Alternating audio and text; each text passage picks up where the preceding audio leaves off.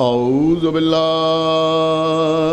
السمیع العلی العظیم من الشیطان اللعین الرجیم بسم اللہ الرحمن الرحیم الحمد للہ الذی ہدانا لہذا وما كنا لنهتدي لولا أن هدانا الله لقد جاءت رسل ربنا بالحق الصلاة والسلام على صاحب الدين والإسلام والحل والحرام والركن والمقام والصلاة والصيام والسجود والقيام والشريعة والأحكام والحجة والبرهان والمحبة والعرفان والحق والبيان والكتاب والقرآن سيدنا ونبينا وشفيعنا ومولانا ومولى الثقلين جد الحسن والحسین ابی القاسم محمد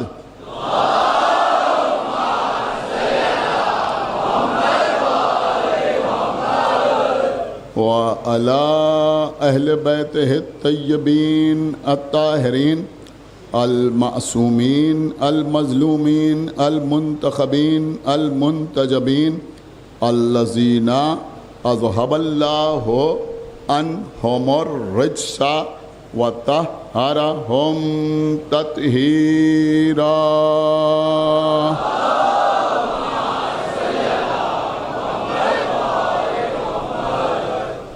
وَلَعْنَةُ اللَّهِ عَلَىٰ أَعْدَائِهِمْ وَقَتَلَتِهِمْ وَغَاصِبِي حُقُوقِهِمْ وَمُنْكِرِي فَضَائِلِهِمْ وَمَصَائِبِهِمْ أجمعین من الآن إلى يوم الدین اما بعد فقد قال اللہ سبحانہ تبارک وتعالی فی کتابہ المجید وفرقانہ الحمید وقولہ الحق بسم اللہ الرحمن الرحیم یا ایہا النبی انا ارسلناک شاہدم و مبشرم و نذیرا صلوات بر محمد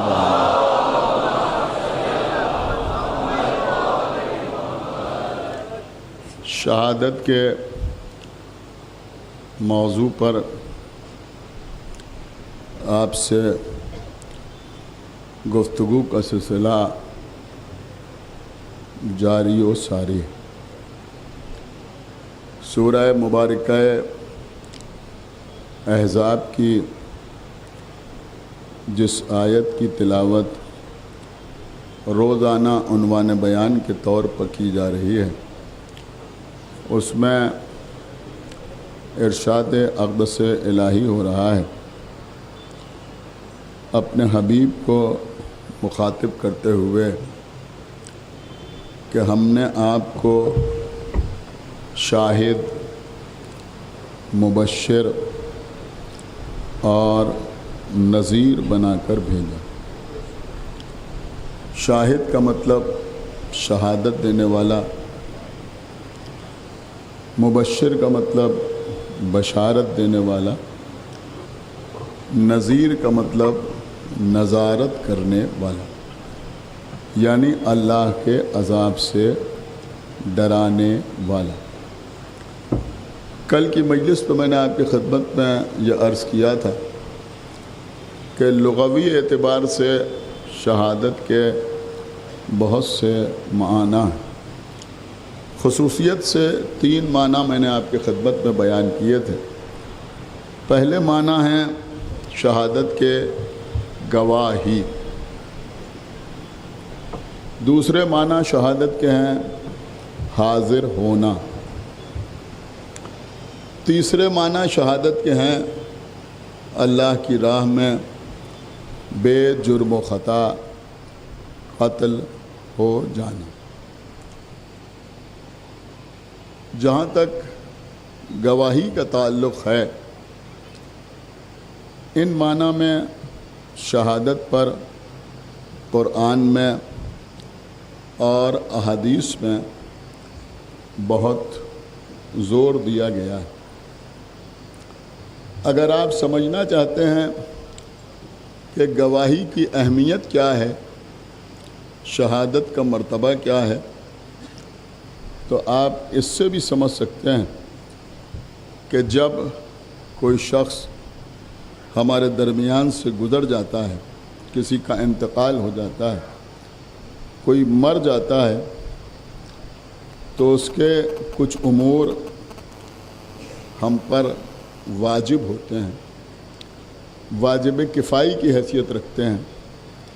مثلا مرنے والے کو غسل دینا، کفن پہنانا، حنوط کرنا اور نماز جنازہ پڑھنا۔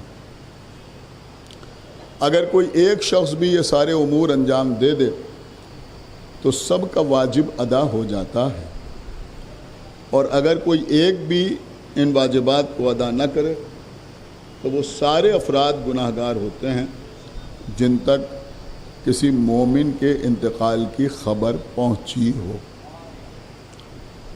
لہذا ہمیں اس بات کا خیال ضرور رکھنا چاہیے۔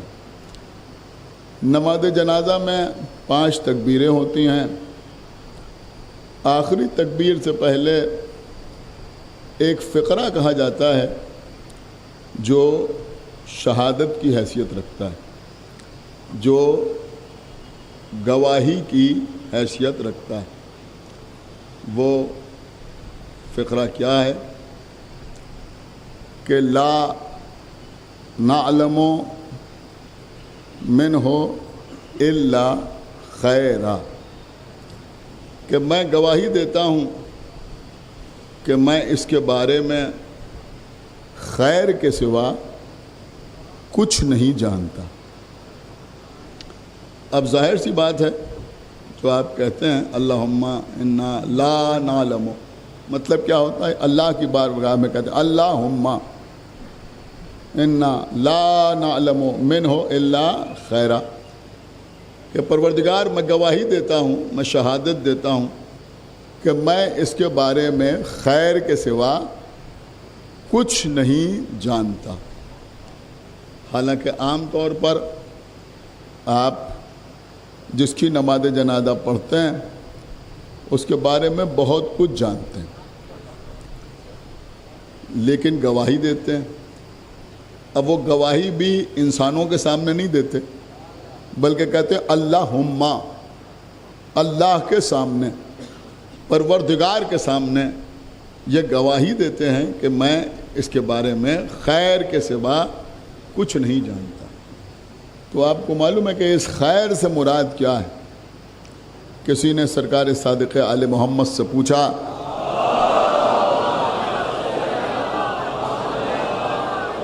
کہ جب ہم کسی کی نماز جنازہ پڑھتے ہیں تو عام طور پر ہم اس کے بارے میں اچھی باتیں بھی جانتے ہیں اور بری باتیں بھی جانتے ہیں، ہم اس کے عیوب سے بھی واقف ہوتے ہیں، لیکن ہم گواہی دیتے ہیں کہ اللہم انا لا نعلم منہ الا خیرا۔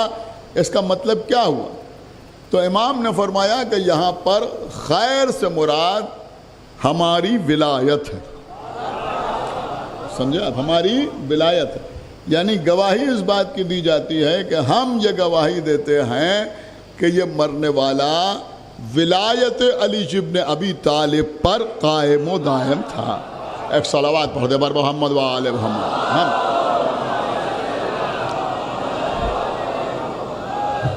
آئیے کچھ باتیں بھی ہو جائیں جو بچوں تک پہنچ جائیں۔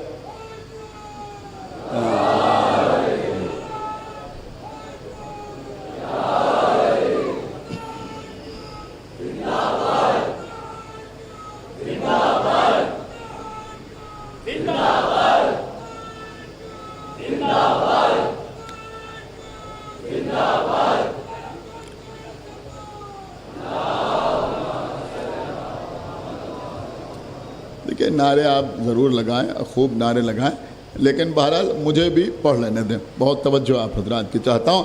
تو میں عرض یہ کر رہا تھا عزیزوں کہ آپ گواہی دیتے ہیں کہ میں اس کے بارے میں خیر کے سوا کچھ نہیں جانتا۔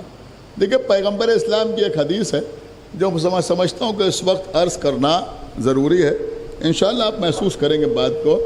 اللہ کے رسول نے ارشاد فرمایا، سنیں سارا مجمع، جو اندر بیٹھے ہیں جو باہر بیٹھے ہیں وہ تمام لوگ میری بات کو سنیں، کہ پیغمبر اسلام نے فرمایا کہ جب کوئی جنازہ، کوئی میت قبرستان کی طرف جاتی ہے تو 3 چیزیں اس کے ساتھ جاتی ہیں۔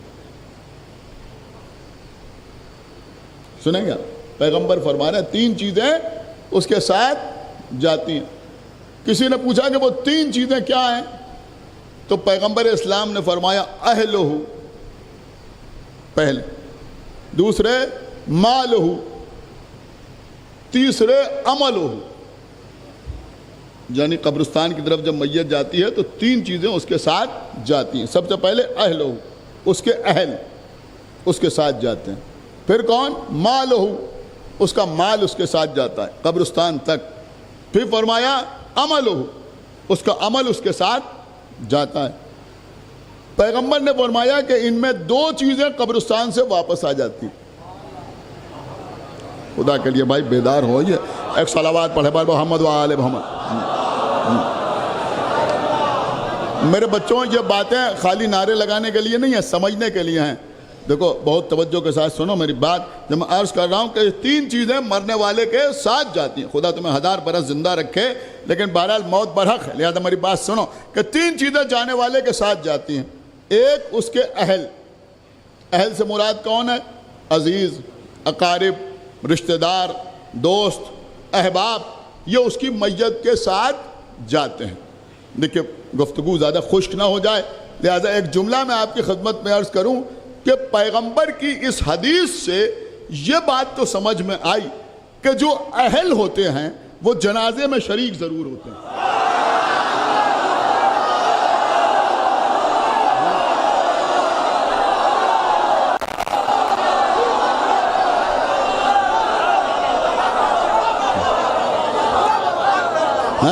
ایک صلوات پڑھے بار محمد و آل محمد۔ سنو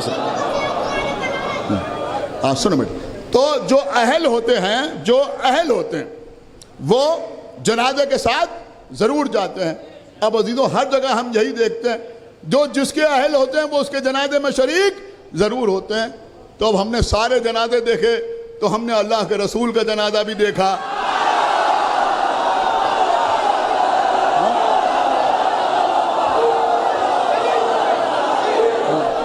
سنیے علی مولا، علی مولا، علی مولا، علی مولا، علی مولا، علی مولا، علی مولا، علی مولا۔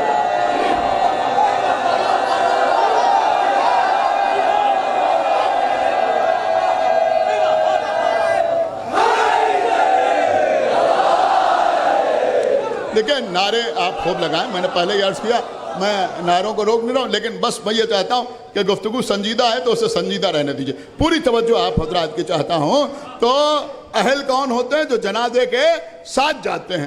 اب پیغمبر کے جنازے میں کون گیا کون نہیں گیا یہ آپ کو تاریخ بتائے گی۔ جملہ سنیے، جو اندر بیٹھے ہیں جو باہر بیٹھے ہیں، خصوصیت سے وہ سنیں جو دھوپ پہ کھڑے ہوئے مجلس سن رہے ہیں، خداوند عالم ان کے اجر میں اور اضافہ فرمائے۔ لیکن میری بات سنیے کہ اب جو رسول کے جنازے میں شریک نہ ہوئے، یہ تو ماننا پڑے گا کہ وہ اہل نہیں ہیں۔ لوگ ہم سے ناراض ہیں، آپ صحابہ کو نہیں مانتے۔ سنیے سنیے،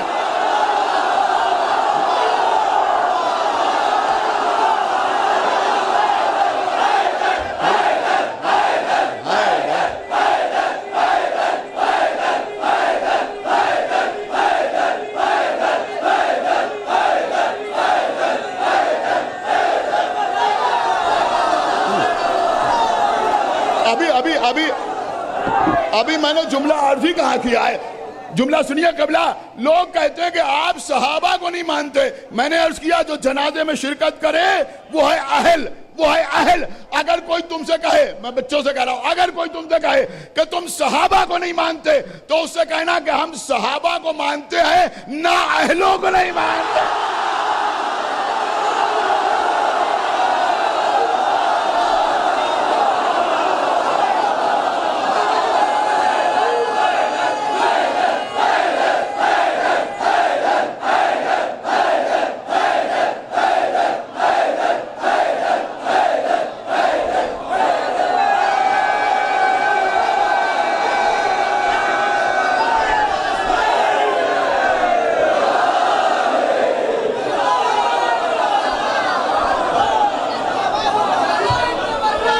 دیکھیے میں بالکل خالص تبلیغی میٹر پڑھ رہا ہوں،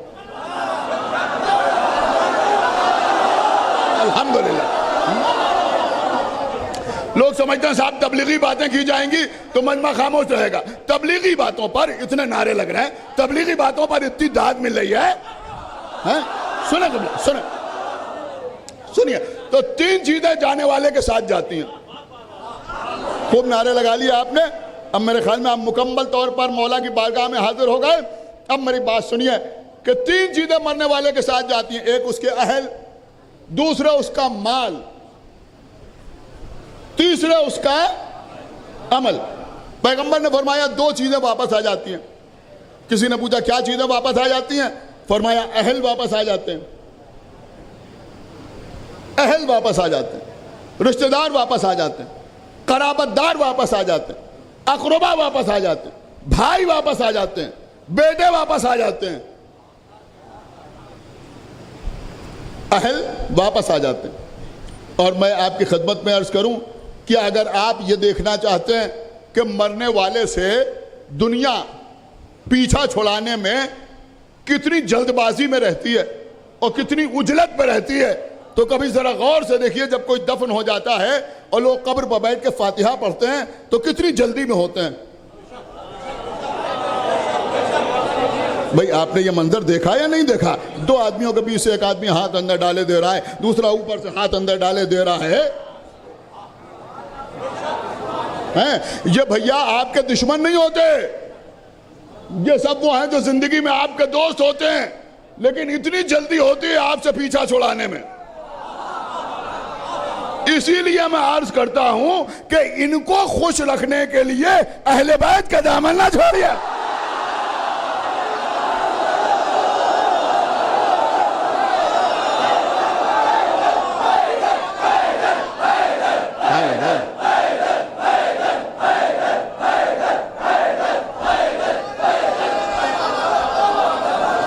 سنیں، مولا آپ کو سلامت رکھے۔ دیکھا ہے نا آپ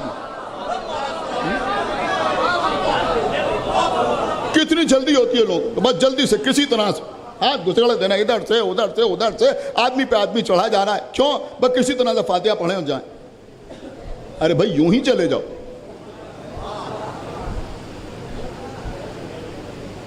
کسی نے روکا تھوڑی ہے، کوئی پریشانی تھوڑی ہے، یوں ہی چلے جاؤ۔ بہرحال تو یہ ہو گئے اہل، یہ بہت جلدی پیچھا چھوڑاتے۔ فرمایا دوسرا اس کا مال واپس آ جاتا ہے۔ میں سمجھتا ہوں کہ یہ ٹکڑا شاید ابھی بہت سمجھ میں نہیں آ رہا ہوگا، ابھی میں عرض کروں گا۔ مال واپس آ جاتا ہے۔ فرمایا 2 چیزیں واپس آ جاتی ہیں۔ کیا چیزیں واپس آتی ہیں؟ ایک اہل، دوسرے مال، یہ آ جاتا ہے واپس۔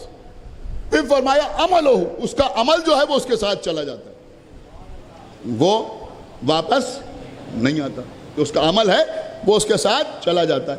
میرے خیال میں بچوں کی سمجھ میں نہیں آئے گا یہ مال کیوں کہا رسول اللہ نے۔ دیکھیں کچھ چیزیں ہمارے یہاں ختم ہو گئی۔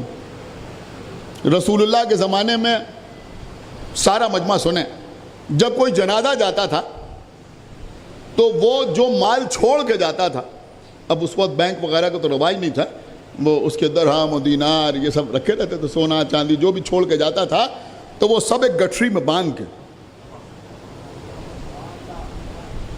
دیکھیے قبلہ، خالی نماز روزے کی تبلیغ بہت آسان ہے۔ میں بار بار آپ کی خدمت میں عرض کرتا ہوں کہ صف اول میں کھڑے ہو کے نمازیں پڑھنا، رمضان کے روزے 2 دن پہلے سے رکھنا، مسجد میں چیخ چیخ کے دعائیں پڑھنا، جمعہ کی نماز ترک نہ کرنا، حج کے لیے چلا جانا، کچھ بھی کام نہ آئے گا اگر معاملات میں صحیح نہیں رہے۔ ایک صلوات پڑھے بل محمد و آل محمد۔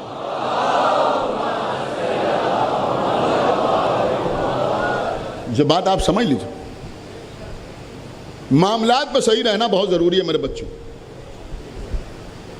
تھوڑا رہ کے تو دیکھو، میری بات بھی تو سنو، اور میں پھر ایک بات تم سے کہوں گا کہ اس معاملے میں اگر تم نے کسی غیر معصوم کو آئیڈیل بنایا تو ہمیشہ نقصان میں رہو گے. ایک صلوات پڑھنے پر محمد و آل محمد. ہمیشہ نقصان میں. یہ سمجھ ہیں؟ ہم نے بڑے بڑوں کو دیکھا ہے یہ کرتے ہوئے، لیکن جن بڑوں کو دیکھا ہے ان کے پاس اللہ کی طرف سے کوئی سند نہیں ہے. ان کے پاس اللہ کی طرف سے کوئی سند وند نہیں ہے. جن کو اللہ نے آیت تطہیر کی شکل میں سند عطا کی ہے ان کو نمونہ عمل بناؤ، یا پھر ان لوگوں کو نمونہ عمل بناؤ جن کو انہوں نے سند عطا کی. سمجھا نہیں سمجھے؟ ایک صلوات پڑھے بر محمد و آل محمد. تو وہ مال جو تھا وہ مرنے والے کے ساتھ جاتا تھا قبرستان. اب وہاں پر جو وارث ہوتا تھا مرنے والے کا، وہ کھڑے ہو کے کہتا تھا کہ اگر کسی کی کچھ رقم اس مرنے والے کے اوپر باقی ہے تو وہ بتائے. تو لوگ بتاتے تھے. اب ظاہر سی بات ہے کہ کوئی یوں ہی کہہ دے تو مسئلہ الگ ہے، لیکن سمجھ بوجھ کے لوگ بتاتے تھے. کسی نے کہا ہمارے 500 درہم ہے تو اسی مال میں سے 500 درہم اس کو دے دیے جاتے. کسی نے کہا ہمارے 100 دینار ہیں، 100 دینار اس کو دے دیے گئے. کسی نے کہا ہمارا 2 تولہ سونا ہے، 2 تولہ سونا اس کو دے دیا گیا. سمجھا؟ اسی وقت وہیں پہلے وہ سب تقسیم ہو جاتا تھا. اس کے بعد اس کی نماز جنازہ ہوتی تھی. سن رہے ہیں آپ؟ ایک صلوات پڑھیں بر محمد و آل محمد پر. پھر اس کی نماز جنازہ ہوتی تھی. پھر وہ بچا ہوا مال جو تھا سب کے فرائض ادا کر کے وہ مال واپس آتا تھا. جب وہ مال واپس آتا تھا تب ورثاء میں وہ تقسیم ہوتا تھا. کچھ غور کریے آپ نے یا نہیں غور کیا؟ اس کا مطلب یہ ہوا کہ اگر کوئی مر جائے تو وارث تو بہت سامنے آ جاتے ہیں. ہمارا بھی حصہ، ہمارا بھی حصہ، ہمارا بھی حصہ. یہ سمجھ لو جب تک اس کے فرائض کو ادا نہ کر دیا جائے تب تک وراثت تقسیم نہیں ہو سکتی.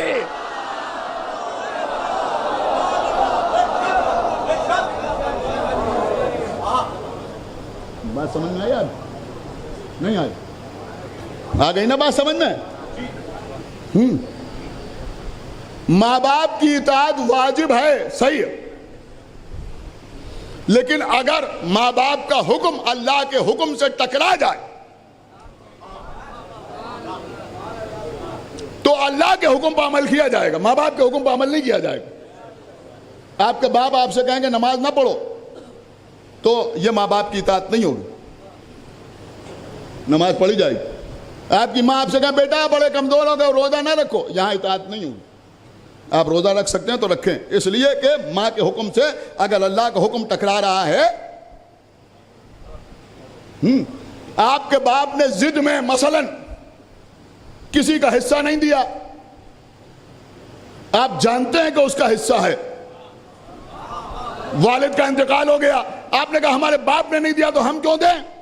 نہیں. سمجھیے جو میں عرض کر رہا ہوں.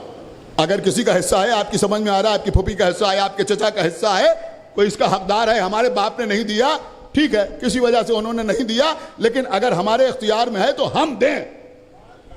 اس سے ہم بھی گناہ سے بچیں گے، ہمارے باپ کی بھی مغفرت ہوگی. بات سمجھا؟ ورنہ اگر کسی کا حق کسی کے باپ نے مار دیا ہے تو بیٹے کو معلوم ہے کہ یہ حقدار تھا، اب وہ نہیں دے رہا تو وہ بھی گناہگار ہوگا. اس کے بعد والی نسلوں کو معلوم ہو کہ فلاں حقدار تھا تو وہ بھی گناہگار ہوں گے.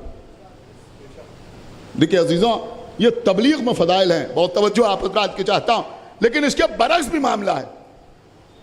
کہیں ہمارا کچھ حق تھا، ہمارا حق تھا، ہمارے باپ نے ادھر توجہ نہ کی، ہم نے بھی ادھر توجہ نہ کی، ہمارے بیٹے نے بھی ادھر توجہ نہ کی. حالانکہ توجہ نہ کرنے کی وجہ سے، نہ مانگنے کی وجہ سے ہمارا حق ختم نہیں ہو جائے گا. آپ سن رہے ہیں؟ روز قیامت حق مارنے والے کی اولادوں سے پوچھا جائے گا کہ باپ نے نہیں دیا تھا تو تم نے کیوں نہیں دیا, تم نے نہیں دیا تو تمہارے بیٹوں نے کیوں نہیں دیا, انہوں نے دیا تو ان کے بیٹوں نے کیوں نہیں دیا. لیکن اگر ہمارے باپ نے نہیں مانگا, ہم نے نہیں مانگا, ہمارے بیٹے نے نہیں مانگا, تو ہم سے نہیں پوچھا جائے گا کہ تم نے کیوں نہیں مانگا. میں کچھ عرض کر رہا ہوں, ہم سے نہیں پوچھا جائے گا کہ تم نے کیوں نہیں مانگا. میں آپ کو کہاں لے آیا؟ ارے فدق سیدہ کا حق تھا.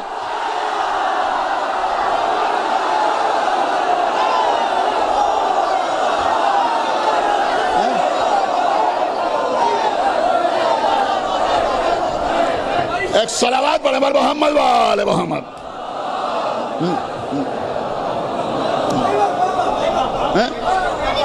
فدق سیدہ کا حق تھا, بی بی سیدہ کا حق تھا فدق.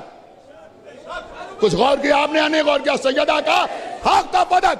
اب سیدہ کے بعد اگر سیدہ کے شوہر فدق نہ مانگے, اگر امام حسن فدق کا مطالبہ نہ کرے, اگر حسین فدق کی ڈیمانڈ نہ کرے, اگر امام زین العابدین فدق کا مطالبہ نہ کرے, تو ان سے نہیں پوچھا جائے گا کہ تم نے کیوں نہیں مانگا. لیکن خلافت کی مسند پر آنے والا ہر شخص, ایک صلوات پڑھے بر محمد وآل محمد,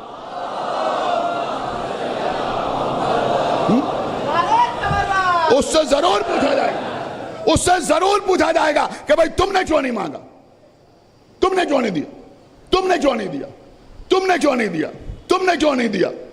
یہ جو لوگ ہم سے کہتے ہیں کہ صاحب مولا علی نے کیوں نہیں مانگا,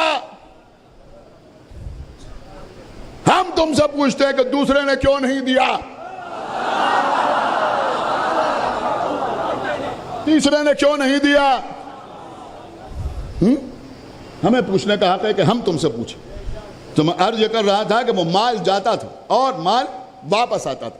تو اس بات کا ہمیشہ خیال رکھیں کہ اگر آپ کے بزرگ کو چھوڑ کے گئے ہیں تو سب سے پہلے ان کے فرائض کو ادا کیا. یہ جو لوگ سوچتے ہیں انہوں نے کہا صاحب لے لیجیے گا, اب تو اتنی دریدہ دہنی بڑھ گئی ہے, انہوں نے کہا صاحب لے لیجیے گا, اچھا قیامت پہ لے لیجیے گا. اما کیا سمجھا تم نے؟ یہاں دے دو تو سستے میں چھوٹ جاؤ گے, یہاں دنیا میں دے دو تو سستے میں چھوٹ جاؤ گے. آخرت میں مسئلہ آسان نہیں ہے. تمہیں معلوم ہے آخرت میں کیا ہوگا؟ کوئی کھڑا ہو گیا, ان کے اوپر ہمارے 10,000 روپے نکلتے تھے, ہم مانگتے رہے, ان کے پاس تھے, جو گاڑیوں پر گاڑیاں خریدتے رہے مگر ہمیں نہیں دیا. لیکن میں سوچ سمجھ کے بول رہا ہوں, انہوں نے اپنے مکان کا رینوویشن کرایا مگر ہمارا قرض نہیں دیا. انہوں نے ہمارے پیسے اس معاملے میں یہ کہہ کے لیے بعد میں واپس نہیں کیے. اب روز قیامت کوئی سامنے آیا تو کہا جائے گا کہ بھائی تم اس کا قرض ادا کرو, یہیں ادا کرو, محشر میں ادا کرو. اب آپ جانتے ہیں کفن میں کوئی جیب تو ہوتی نہیں,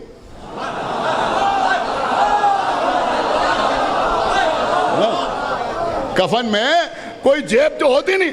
تو اب روز قیامت جو ادائیگی کا حکم دیا جائے گا تو کیسے آدمی ادا کرے گا؟ اس لیے کہ وہاں روپے تو ہیں نہیں, پیسے تو ہیں نہیں, اب ادائیگی کیسے ہوگی؟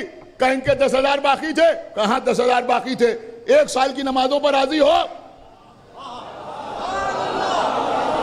اس نے کہا ہاں 1,000 کی نمازوں پر راضی ہیں, چلیے 1 سال کی نمازیں جو تھیں وہ ادھر چلی گئی. کوئی دوسرا کھڑا ہوا, ہمارے اتنے پیسے ہیں, 5 سال کے روزے ادھر ٹرانسفر ہو گئے. ایک اور آدمی کھڑا ہوا, صاحب یہ ہمارے بھی دیندار ہیں, کہ جو انہوں نے حج کیا تھا وہ تمہارے نام لکھ دیا. اب آپ مجھے بتائیے یہاں دینا آسان ہے یا وہاں دینا آسان ہے؟ خدا کے لیے بھائی بیدار ہوئیے. یہ اتنی باتیں جو میں نے عرض کی, اس سے آپ نے کوئی نتیجہ نکالا یا نہیں نکالا؟ یہ وہ باتیں جس سے کوئی مسلمان انکار نہیں کرتا, سب کہتے ہیں ہاں ایسا ہوگا. لیکن بھائی یہ بھی تو سمجھ میں آیا کہ روز قیامت اعمال ٹرانسفر ہوں گے. کیا سن رہے ہیں آپ بھائی؟ روز قیامت اعمال ٹرانسفر ہوں گے. عمل اس نے کیا تھا, لکھ دیا گیا ہمارے اکاؤنٹ میں, اس کی سال بھر کی نمازیں ادھر آ گئیں, ہیں؟ اس کے رمضان کے روزے ادھر آ گئے، اس کا حج ادھر آ گیا. اب ہمیں بتاؤ کہ جو ہمارا قرضدار ہے، جب اس کے اعمال ہمارے اکاؤنٹ میں آ سکتے ہیں تو اگر آل محمد کہہ دیں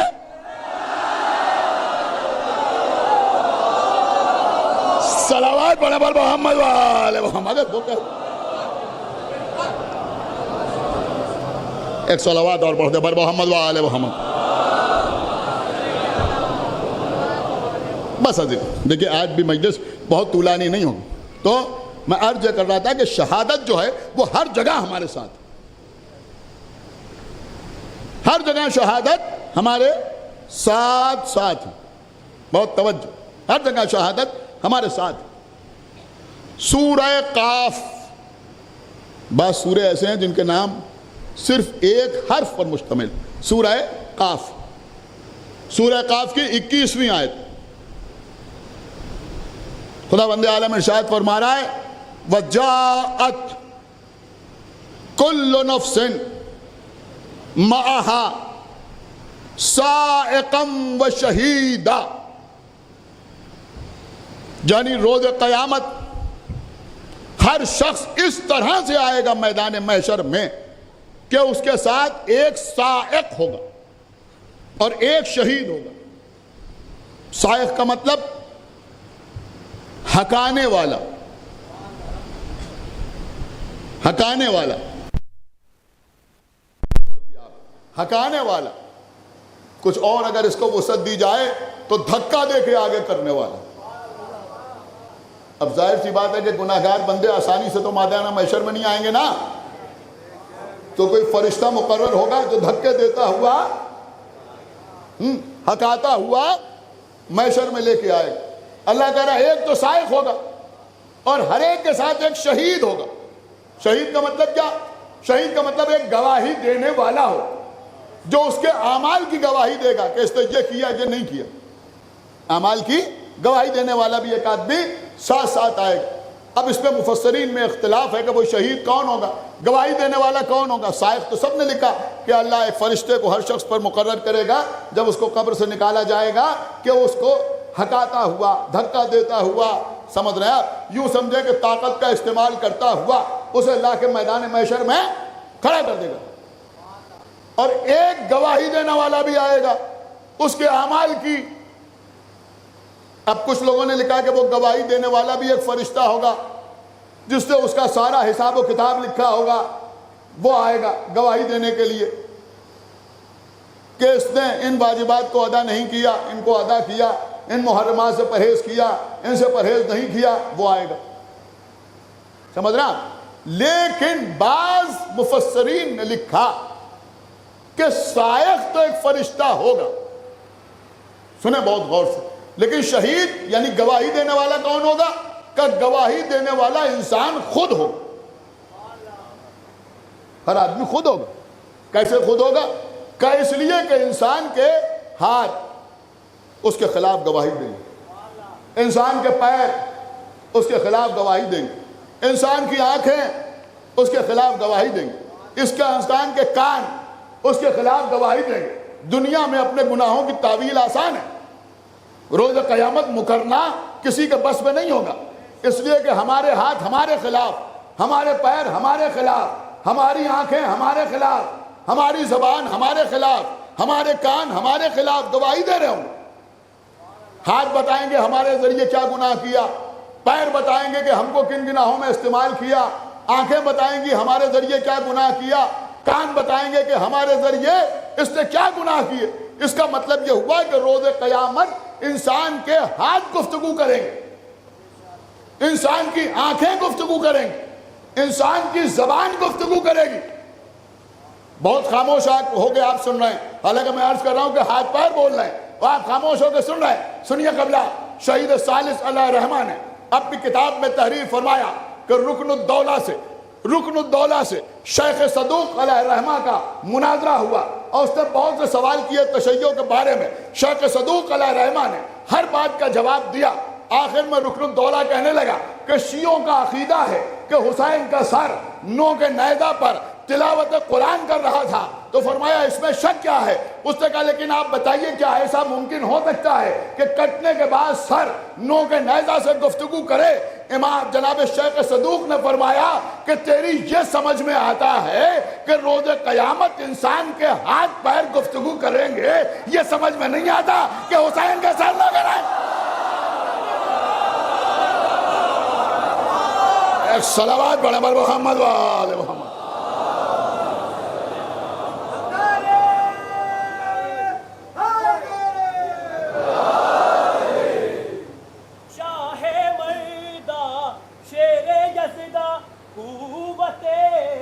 پروردگار لا فتح الا علی الا سیف الا ذوالفقار نعرہ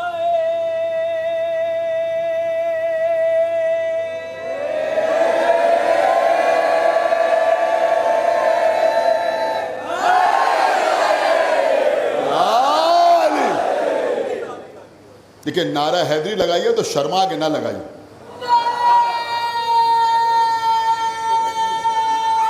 دونوں ہاتھ اٹھا کے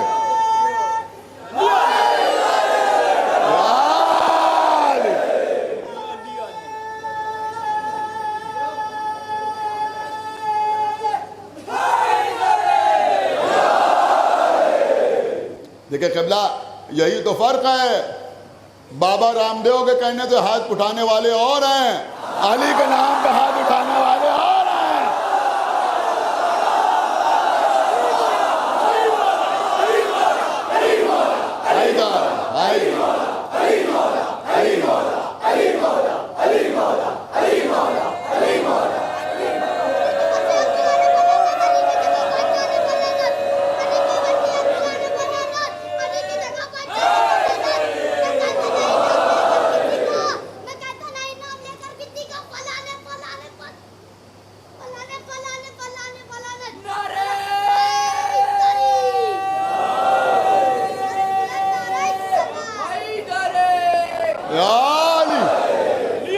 سنیے قبلہ تو اب روز قیامت، ہاں بیٹا بھی رک جاؤ،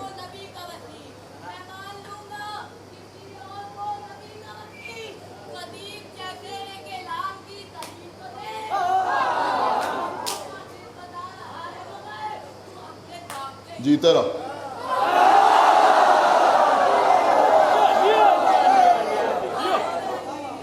سنیے قبلہ، مولا آپ کو سلامت رکھے۔ روز قیامت انسان کے ہاتھ پیر، اس کی آنکھیں، اس کے کان اس کے خلاف گواہی دیں گے۔ انتہائی ہے کہ رویا رویا گواہی دے گا، لیکن قبلہ نظارت کے ساتھ بشارت ضروری ہے۔ اگر خالی ڈرایا جائے تو لوگ رحمت الہی سے مایوس ہو جائیں گے۔ ایک شعر میں آپ کے حوالے کر رہا ہوں، اب مجبوری ہے، میرے بزرگ مجھے معاف فرمائیں، شاید شعر کو سمجھانا پڑ جائے۔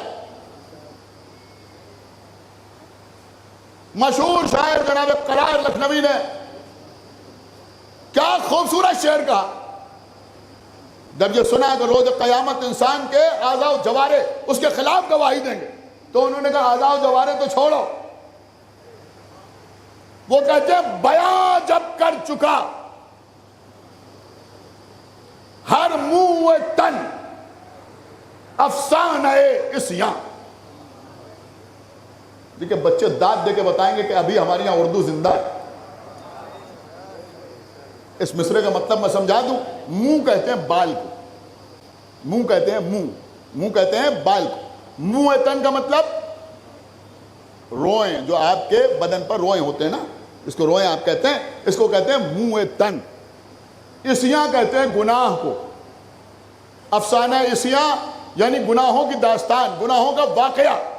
سنیں قبلہ، انشاءاللہ آپ کو لطف آئے گا، پڑھے لکھے حضرات بھی یہاں بیٹھے ہیں۔ وہ فرماتے ہیں بیان جب کر چکا ہر منہ تن افسانہ عصیاں، یعنی روز قیامت جب ہمارا رویا ہمارے گناہوں کا افسانہ بیان کر چکا، خالی آنکھیں نہیں، خالی کان نہیں، خالی ہاتھ نہیں، خالی پیر نہیں، بلکہ ہمارے بدن کا رویا ایک ایک بال ہمارے گناہوں کی داستان بیان کر چکا۔ بیان جب کر چکا ہر موئے تن افسانہ عصیاں ولائے آل احمد نے الٹ کر داستان رکھ دی.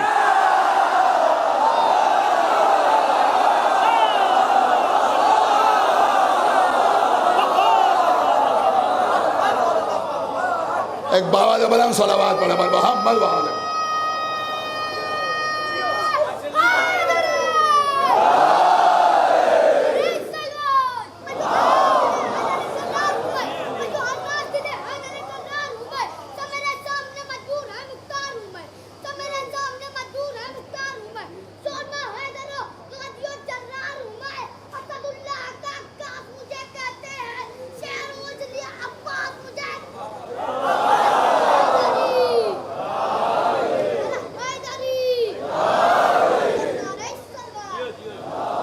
ولائے آل احمد نے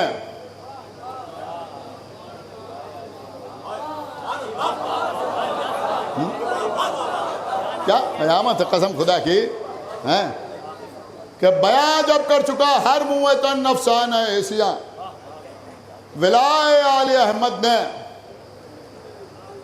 الٹ کر داستان رکھ دی. یہی تو مسئلہ ہے.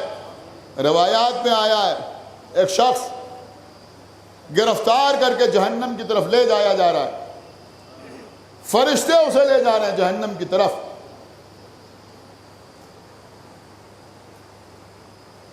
مادر حسین سامنے آئیں گی.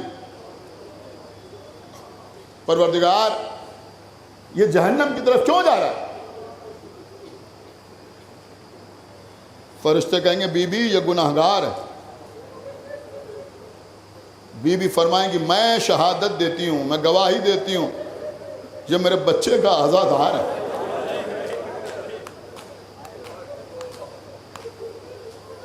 جہنم کی طرف جاتا ہوا شخص جنت کی طرف لے جایا جائے گا.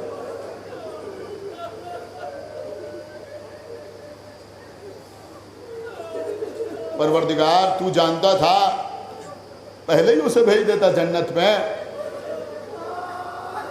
کہ یہی تو میں بتانا چاہتا تھا، اگر میں پہلے جنت میں بھیج دیتا تو یہ سمجھتا کہ میرے اعمال مجھے جنت میں لے آئے، میرا کردار مجھے جنت میں لے آئے، میری عبادتیں مجھے جنت میں لے آئیں. لہذا پہلے اسے جہنم کی طرف لے جایا گیا، پھر سیدہ کے کہنے سے پلٹایا گیا تاکہ یہ احسان مند رہے کہ میں اپنے اعمال کی وجہ سے جنت میں نہیں آیا ہوں، میں سیدہ کی وجہ سے جنت میں. بی بی آپ کو سلامت رکھیں. عزیزوں ہم کیا، ہماری حیثیت کیا، ہماری نسلیں گزر جائیں عزاداری کرتے ہوئے، ہم سب اپنے گھر لٹا دیں بنام حسین، تب بھی ہم سمجھتے ہیں کہ حسین کے خیموں سے جو ایک آواز العطش بلند ہے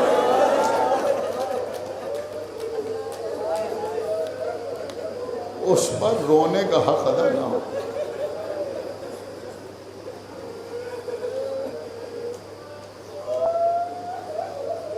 خدا آپ کو کسی غم میں نہ رلائے سوائے غم سرکار سید الشہداء. عزیزوں آج تیسری محرم ہے.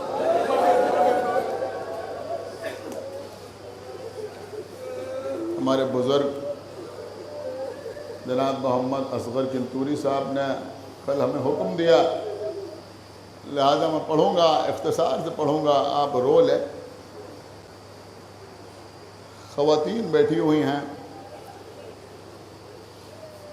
دیکھیے خدا نہ کرے اگر کسی ماں کا کوئی بچہ مر جائے،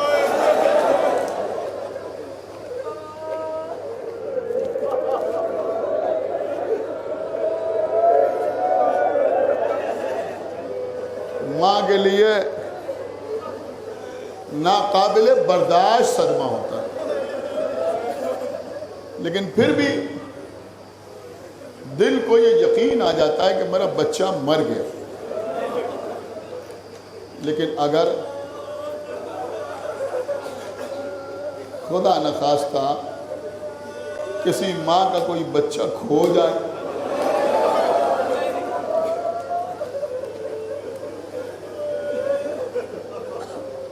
کئی سال بھی گزر جائیں،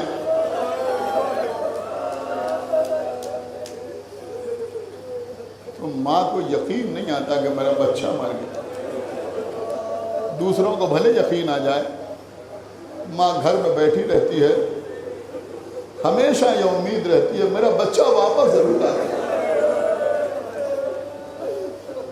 آہٹ دروازے پہ ہوتی ہے تو ماں یہی سمجھتی ہے میرا بچہ آ گیا۔ میرے خیال میں اس تمہید کے بعد آپ سمجھ جاؤ گے کہ میں کیا مسائل پڑھنا چاہتا ہوں۔ علی کی بیٹی، آپ ایوان باب المراد میں بیٹھے ہیں نا، باب المراد کی بہن عقیل کی بہو، مسلم کی زوجہ، نہیں اور عرض کروں، محمد و ابراہیم کی ماں، ان بی بی کے 4 بیٹے تھے، 2 بیٹے ماں کے ساتھ کربلا آ گئے، 2 بیٹے باپ کے ساتھ کوفے چلے گئے۔ جو بیٹے کربلا آئے وہ کربلا میں شہید ہو گئے۔ ایک چھوٹی سی بیٹی عاتقہ بھی تھی جس کو امام حسین نے گوشوارے پہنائے تھے، جس کے سر پہ ہاتھ پھیرا تھا، اور بچی نے کہا تھا آقا میرے بابا کی خیر تو ہے۔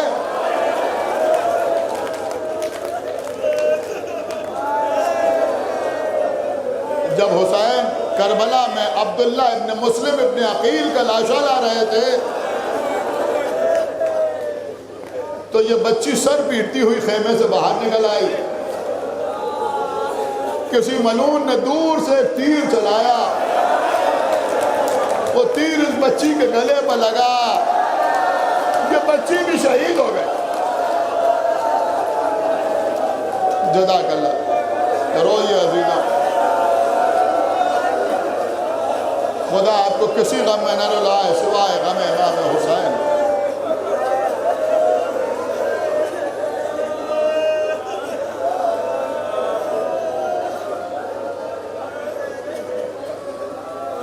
ان 3 بچوں کی شہادت ماں کے سامنے ہوئی، دل کو یقین آ گیا، لیکن 2 بچے باپ کے ساتھ کوفے گئے، کچھ پتہ نہیں کہ ان بچوں کا کیا ہو۔ وہ بچے جو قاضی شرائع کے گھر میں تھے، قاضی شرائع نے کہا کہ اب میں تمہیں اپنے گھر میں نہیں رکھ سکتا، مجھے اپنی جان کا خطرہ ہے۔ یہ بھی بڑا ملعون شخص تھا، دشمن اہل بیت تھا۔ بچے اس کے گھر سے نکلے، کیا کیا مصیبتیں ہیں آل محمد کی قسم خدا، کیا مظلومیت ہے کہ جو دشمن ہے اسی کے گھر میں پناہ لیے ہوئے ہیں۔ شہادت مسلم کے بعد بچے قید کر دیے گئے قید خانے میں، دونوں بچے قید خانے میں ہیں۔ شام کو جو کی 2 روٹیاں آتی ہیں، 2 کوزوں میں پانی آتا ہے، وہ بھی گرم، بچے پانی پیتے ہیں، روٹی کھاتے ہیں، اللہ کی عبادت کرتے ہیں، سو جاتے ہیں، پھر صبح ہوتی ہے۔ 1 مہینہ 2 مہینہ 3 مہینہ وقت گزرتا گیا۔ انتہا یہ ہے کہ کربلا میں حسین شہید ہو گئے۔ بچوں کو معلوم نہیں کربلا میں کیا ہوا۔ کربلا سے لٹا ہوا قافلہ کوفے آیا، کوفے کے بازاروں سے، کوفے کے دربار سے، اور اس کے بعد شام کی طرف وہ قافلہ روانہ ہو گیا۔ بچوں کو کچھ معلوم نہیں، آپ کے رونے کے لیے کافی ہے۔ انتہا یہ ہے کہ فریاد کرتی ہوئی ماں کوفے سے گزر گئی۔ نہ ماں یہ جانتی ہے کہ بچے کہاں ہیں، نہ بچوں کو یہ معلوم ہے کہ ہماری ماں اس کوفے سے گزر گئی۔ 1 سال سے زیادہ کا عرصہ گزر گیا قید خانے میں ان چھوٹے چھوٹے بچوں کا۔ ایک دن ایک بھائی نے دوسرے بھائی سے کہا کہ آج جب داروغہ زندان آئے گا تو ہم اس سے کچھ کہیں گے نہیں، لیکن اپنا تعارف ضرور کرائیں گے۔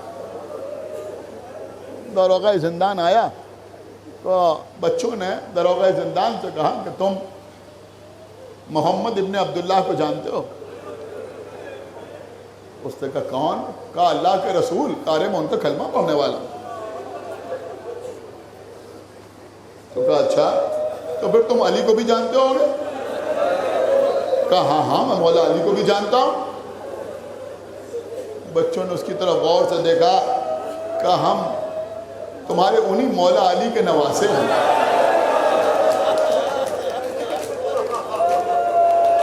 کہا تم کون ہو؟ کہا ہم مسلم کے بچے ہیں، ہمارے بابا کو کوفے میں شہید کر دیا گیا۔ اس نے کہا ہاں میں جانتا ہوں، مگر بچوں معاف کرنا، مجھے معلوم نہ تھا کہ تم مسلم کے بچے ہو۔ اس نے قید خانے کا دروازہ کھولا، بچوں باہر آؤ، بچے باہر آئے، اب میرا جو بھی ہے سنو، لیکن اب میں تمہیں مکفل نہیں کر سکتا۔ بچے باہر آئے، اس نے کہا بچوں اب تم جا سکتے ہو۔ دیکھیں عزیزوں، یہاں کم سے کم ہمارے شہر میں سخت قسم کی روایتیں پڑھنے کی ضرورت نہیں ہوتی۔ حساس مجمع ہمارے سامنے بیٹھتا ہے، دونوں بچے باہر آئے کہ بچوں اب تم جا سکتے ہو۔ ایک مرتبہ بچوں نے داروغہ زندان کو دیکھا، کہ مگر ہم جائیں تو کہاں جائیں؟ ہمارا کوئی گھر ہو تو وہاں جائیں۔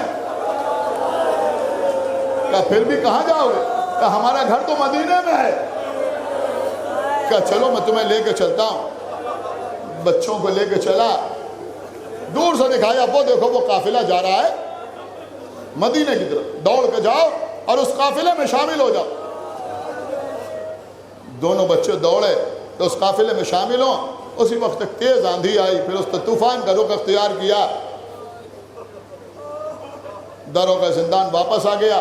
جب وہ آندھی ختم ہوئی تو وہ قافلہ جا چکا تھا۔ اب بچے تنہا، اب کوئی نہیں، واپس کوفے پلٹ آئے۔ رات بھر کوفے کی گلیوں میں بچے بھٹکتے رہے۔ خدا آپ کے بچوں کو سلامت رکھے۔ 9-10 سال کا آپ کا بچہ اگر اسکول سے تھوڑی دیر لیٹ گھر واپس آئے تو مائیں تڑپ جاتی ہیں۔ مسلم کے بچے کوفے کی گلیوں میں بھٹک رہے، یہاں تک کہ سورج نمودار ہوا۔ دونوں بچے ایک درخت پر چڑھ کے بیٹھ گئے، اس کے نیچے کنواں تھا۔ سب آپ جانتے ہیں، میں جلدی جلدی پڑھ رہا ہوں۔ زوجہ حارث کنویں پہ پانی بھرنے کے لیے آئی، ڈول ڈالا۔ اب جو پانی میں دیکھا 2 چمکتے ہوئے چاند نظر آئے۔ سر اٹھایا، بچوں تم کون ہو؟ بچوں نے کہا یہ بتا کہ تو ہم سے محبت کرنے والی ہے یا ہماری دشمن ہے؟ کہا مجھے اپنا چاہنے والا سمجھو۔ بچوں نے اپنا تعارف کرایا، کہا رے تم رسول کے گھر کی، کر دو، آؤ میرے گھر کے اندر آؤ۔ بچوں کو گھر کے اندر لے کے آئی۔ سب سے پہلے تو چہرے دیکھ کے سمجھ گئی کہ بچے بھوکے پیاسے ہیں۔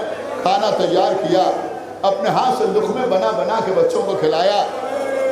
اور اس کے بعد ایک حجرے میں لے گئی، فرش بچھایا، بچوں یہاں تم آرام کرو۔ بچے لیٹ گئے آرام کرنے کے لیے۔ دن گزر گیا۔ رات کے وقت اس کا شوہر جس کا نام حارث تھا وہ واپس آیا۔ جب واپس آیا تو اس نے کہا آج تمہیں آنے میں بڑی دیر ہوئی۔ کہ کیا بتاؤں، مسلم کے بچے قید خانے سے کہیں چلے گئے۔ عبید اللہ ابن زیاد نے کہا کہ جو بچوں کو قید کر کے لائے گا یا ان کے سر لے کے آئے گا میں اس کو انعام و اکرام دوں گا۔ میں دن بھر ڈھونڈتا رہا کہ بچے مل جائیں تو میں انہیں قتل کروں، ان کے سر لے کے وہاں چلا جاؤں تو مجھے انعام و اکرام سے نوازا جائے۔ یہ بی بی لرز گئی۔ اس نے کہا کہ اسی وجہ سے میرا گھوڑا ہلاک ہو گیا مگر بچے نہیں ملے۔ اس نے کہا تجھے کیا ہو گیا ہے؟ اولاد رسول کو قتل کر کے تجھے کیا ملے گا؟ اس نے کہا تو خاموش رہے۔ بہرحال اس نے کھانا لا کے رکھا، اس ملعون نے کھانا کھایا، بستر پر لیٹا، کروٹیں بدلتا رہا، نیند نہیں آ رہی تھی۔ ادھر حجرے میں ایک بھائی نے دوسرے بھائی کو جگایا۔ محمد نے ابراہیم سے کہا بھائی ابھی ابھی میں نے عجیب خواب دیکھا۔ کہا کیا خواب دیکھا؟ کہا میں نے خواب دیکھا کہ رسول خدا تشریف لائیں، مولا علی تشریف لائیں، امام حسن اور امام حسین تشریف لائیں، اور ان سب کے بعد ساتھ ہمارے بابا مسلم بھی ہیں۔ رسول اللہ نے کہا مسلم یہ اپنے بچوں کو کب تک کوفے میں رکھو گے؟ ہمارے بابا نے کہا اللہ کے رسول کل ہمارے بچے ہمارے پاس واپس آ جائیں گے۔ دوسرے بھائی نے کہا ہم نے بھی یہی خواب دیکھا ہے، ایسا لگتا ہے یہ ہماری زندگی کی آخری رات ہے۔ اس ملعون کی آنکھ کھلی، اس سے زوجہ سے پوچھا اس حجرے میں کون ہے؟ زوجہ نے چھپانا چاہا، یہ اٹھا چراغ جلایا، اس حجرے میں پہنچا، دیکھا چھوٹے چھوٹے بچے۔ کہا تم کون ہو؟ بچوں نے کہا امان دو تو بتائیں۔ اس ملعون نے کہا میں نے امان دی، بچوں نے بتایا کہ ہم مسلم کے بچے ہیں۔ بس عزیزوں اس کا ہاتھ اٹھا، بچوں کے رخساروں پر تماچے مارے۔ اب آپ سنیں گے عزیزوں جو جملے ہیں روایت کے، قسم خدا کی زندگی میں رونے کے لیے کافی ہے۔ دونوں بچوں کے سروں کے بالوں کو پکڑا، لے کے آیا،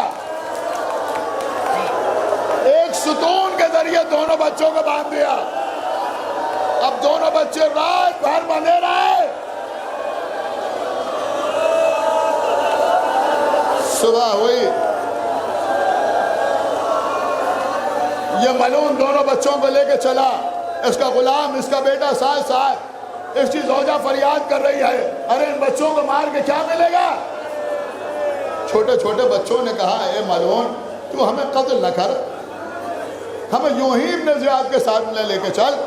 یہ ملعون کہتا مجھے ڈر ہے کہ راستے میں کوئی تم کو مجھ سے چھین نہ لے، اس لیے میں تمہارے سر لے کے جاؤں۔ فرات کے کنارے آیا، اپنے غلام سے کہا ان بچوں کو قتل کر دے، لیکن غلام نے بھی بچوں کو قتل نہ کیا۔ میں چھوڑ رہا ہوں، جلدی جلدی پڑھ رہا ہوں۔ بیٹے سے کہا ان بچوں کو قتل کر دے۔ بیٹا قریب آیا اس کا، بچوں نے کہا تو علی اکبر کو جانتا ہے؟ اس نے کہا حسین کا بیٹا جس کے سینے میں برچی کی ہے۔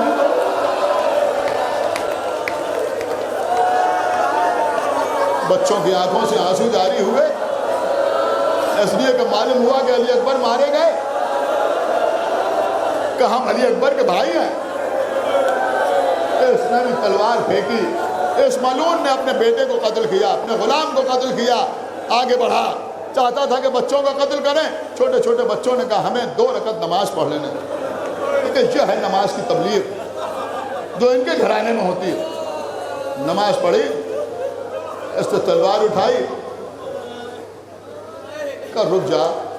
اس کی زوجہ کی طرف مخاطب ہوئے، کہا بی بی تم نے ہم پر بڑا احسان کیا، ہمیں اپنے گھر میں رکھا، اس سے ہاتھ جوڑے بچوں مجھے معاف کرنا، میں تمہاری مکمل حفاظت نہ کر سکی۔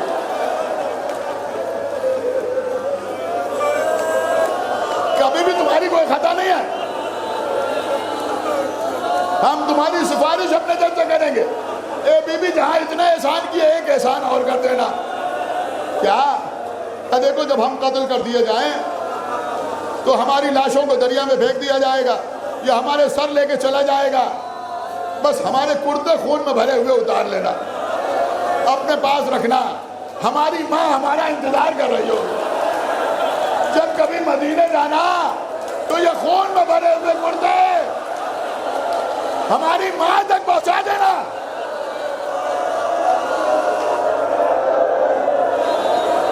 رو لیجیے عزیزوں،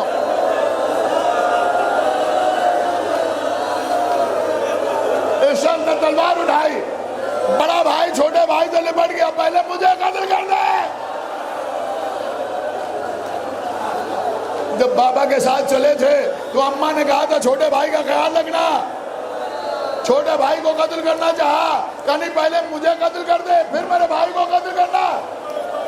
اس ملعون نے تلوار چلائی، دونوں بھائیوں کا سر قلم ہوا، اس نے سروں کو ایک کپڑے میں باندھا، لاشوں کو اٹھا کے دریا کے حوالے کیا۔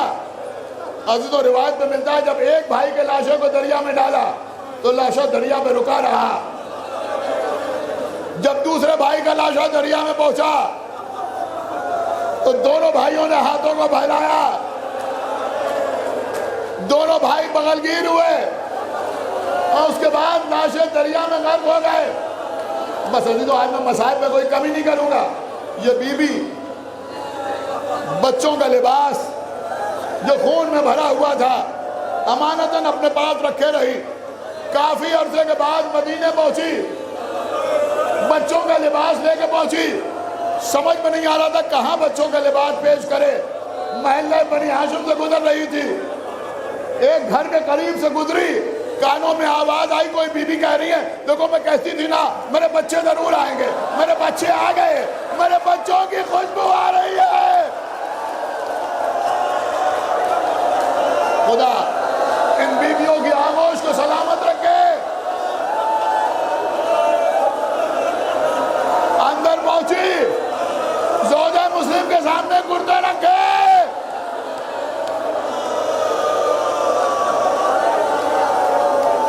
بس عزیزوں, میں چاہتا تو یہاں پر مجلس کو تمام کر دیتا. ایک سوال لوگوں کے ذہن میں اٹھتا ہے کہ جب یہ بچے کوفے میں قتل ہوئے تو ان کی قبریں مسیب میں کیسے ہیں؟ دیکھیں عزیزوں, یہ لاشیں اس وقت ڈوب تو گئے لیکن مسلم کے بچے تھے نا, عقیل کے پوتے تھے نا, علی کے نواسے تھے نا. لہذا جب یہ شخص چلا گیا تو لاشیں پھر سطح پہ آئے اور لاشوں نے کربلا کی طرف سفر کرنا شروع کیا. چھوٹے چھوٹے بچوں کے لاشیں کربلا کی طرف بڑھنے لگے. فرات میں لاشیں کربلا کی طرف بڑھنے لگے. کئی میل کا سفر ان بچوں نے دریا میں طے کیا. میں نے کتاب میں دیکھا کہ دن کے وقت یہ لاشیں دریا میں غرق ہو جاتے تھے, رات کو ابھرتے تھے اور سفر کرتے تھے. جس جگہ پہ آج یہ لاشیں دفن ہیں وہاں پر ایک شخص تھا کہ جس کا نام تھا مسیب. آج وہ جگہ اسی کے نام سے منسوب. وہ رات کے وقت اپنے باغ میں پانی دے رہا تھا, فراز سے بھر بھر کے پانی دے رہا تھا. وہ کہتا ہے کہ میں تنہا تھا, دور دور تک کوئی نہیں تھا, کہ میرے کانوں میں ایک آواز آئی کہ کوئی بی بی رو رہی ہے, ہائے میرے بچے, ہائے میرے بچے.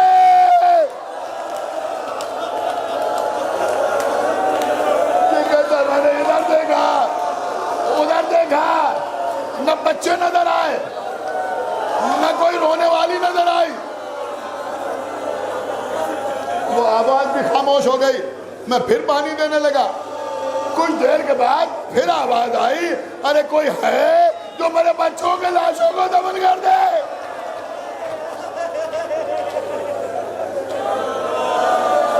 یہ کہتا ہے پھر میری سمجھ میں نہیں آیا کہ یہ کون پکار رہا ہے. میں پھر اپنے کاموں میں مشغول ہو گیا. اس کے بعد پھر ویسی ہی آواز آئی. اب جو میں نے غور سے دیکھا تو میں نے دیکھا کہ سامنے دریا میں دو لاشیں تیرتے ہوئے چلے آ رہے ہیں. دوسری طرف ایک بی بی سیاہ چادر اوڑھے ہوئے, آئے میرے بچے.